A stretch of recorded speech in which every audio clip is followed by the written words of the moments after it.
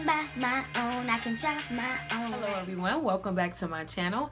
So today's video is going to be another inspirational video. It's going to be a little more subtle, a little more classy. As y'all can see, I got the pink glam going on. I got my pink nails. I got a nice like pinkish mauve colored dress on. You can't really see it in the frame, but yeah. And then I also have like a nice pink eyeshadow going on, pink lips. So I really wanted to kind of get in the spirit of Valentine's Day, so I felt like making this video a little more glam. Today's topic, in lieu of Valentine's Day coming up, today's topic is going to be about dating yourself and the importance of understanding and loving yourself, and knowing that before you can give yourself to another person, you have to love and understand the type of lover that you can be first before you can give yourself to someone else. I know a lot of times around this holiday, people get so wrapped up in, oh, you know, I don't have anybody to take me out. I don't have anybody to come, you know, shower me with roses. Does anybody remember in high school, you know, like when all the couples,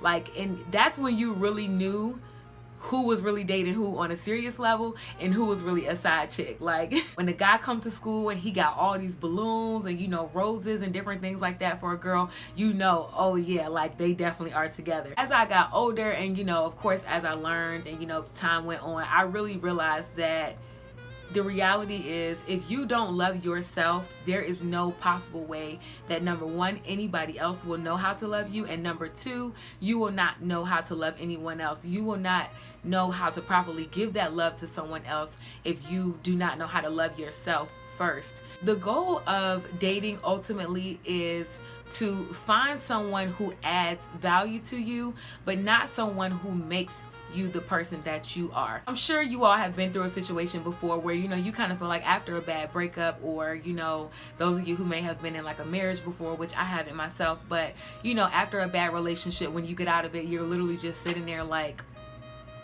so now what? You were just lost. Like you didn't even know who you were anymore. You didn't know how you were going to move on, how you were going to move forward. Chances are you lost yourself in that situation because you didn't truly know the person that you were while you were dealing with that relationship, while you were dealing with that person. Oftentimes, we give so much of ourselves to other people that we forget that we actually come first. We have to give everything to ourselves first before we can exert any energy, any love. We cannot give those things to other people if we have not given those things to ourselves and we understand the importance of giving those things to ourselves first. So that leads me to my first point. It's so important that you take care of yourself and have a self routine.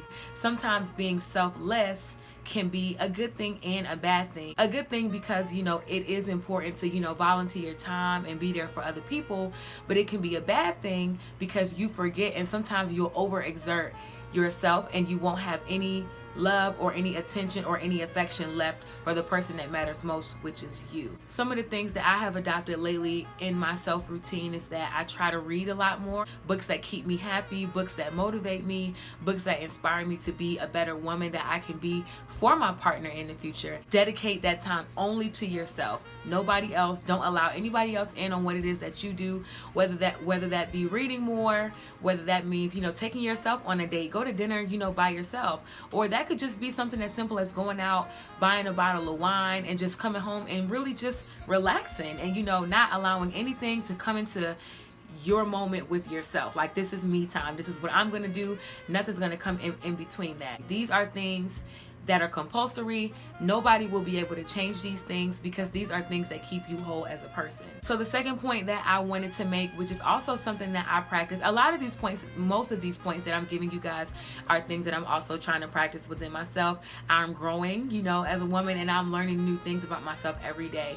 Provide yourself with daily affirmations. Look in the mirror and tell yourself, I am enough. Daily affirmations are so important because they are daily reminders to give you that boost of energy on days where you feel like you cannot go forward. I am capable of completing whatever goal and whatever task that I set my mind to.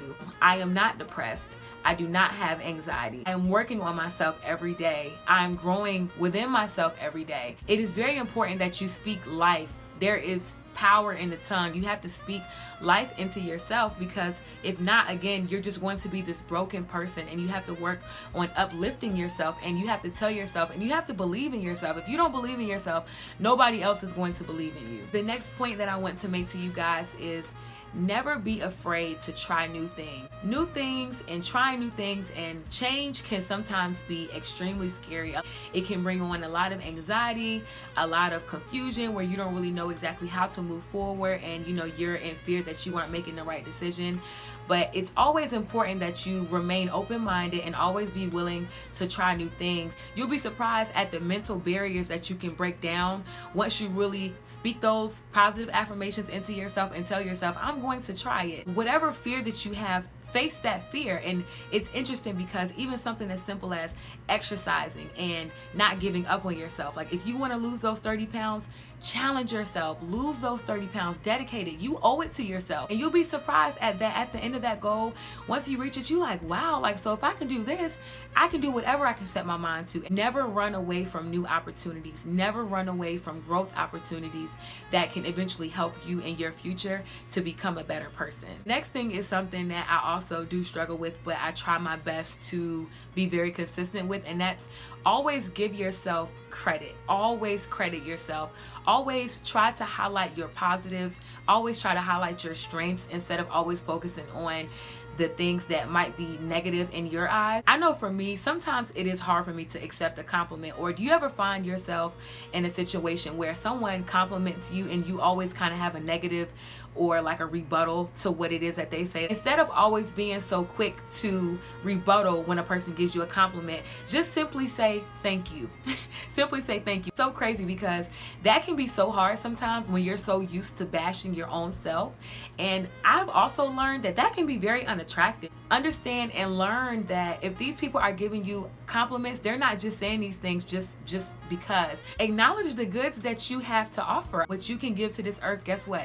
Nobody else can give it. Only you. Only you have that superpower. Only you have that talent, and only you can have that inspiration that no one else can have. So embrace that. Fall in love with your solitude. This was actually one of my most favorite points when I was jotting down my notes. Fall in love with your solitude and really understand the difference in being alone and being lonely, because there's a huge difference. Someone who is lonely is a person who legit feels like they cannot exist on this earth, or they cannot exist without having someone else. My friends will tell you very well, I do not mind going places by myself. Oftentimes you do have to be careful because you don't want to be in a place where you're by yourself and it can be dangerous. So you have to kind of decipher and figure out what's safest for you. But if it's something like going to a comedy show by yourself, or like I said, taking yourself to dinner, whatever it is, or just being alone in your own solitude and being at peace with that. Because if you cannot be content and be happy with being by yourself, how can you possibly be content with being with another person? Oftentimes when we're sitting and we're by ourselves and we're meditating, that's when you really truly understand the person that you are, and you really start to figure out exactly what it is that you like, what you can offer to a person. And you will not understand these things until you learn to be by yourself.